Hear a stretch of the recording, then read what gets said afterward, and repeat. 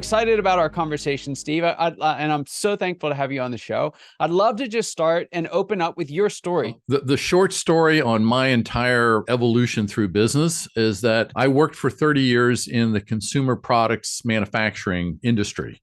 But, when 2008 came around, I'd kind of had enough. And I was really looking for something that I could take everything that I had learned and repurpose it so I could feel a whole lot better about what I was doing.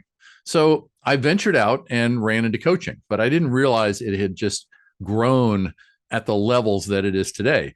Yeah. And I was introduced to the whole coaching arena. And I ended up buying a small franchise.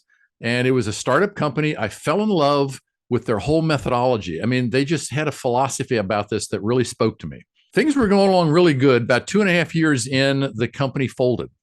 They went out of business. And so what do you do with a franchise when the mother company decides to go bankrupt? Yeah. And so after I got done kind of like crying in my soup, and my wife even said, well, look, you're always telling me that clients stay with you way beyond the contract because they like working with you. So why don't you just do your own thing?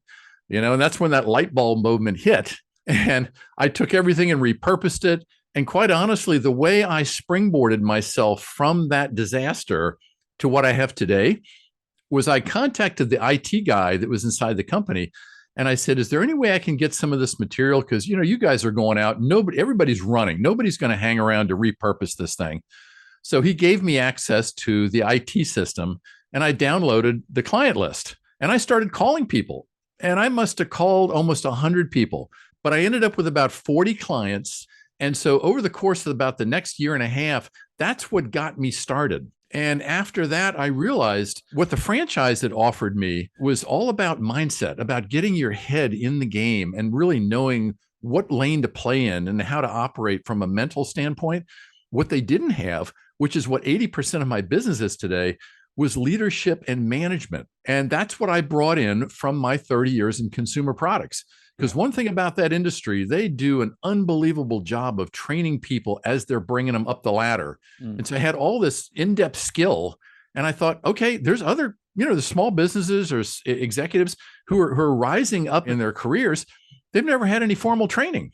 And so I just started marketing that and, the floodgates opened. Wow. So that's kind of how I got where I am today. I mean, it was a fluke. Yeah. But it was the best thing that ever happened.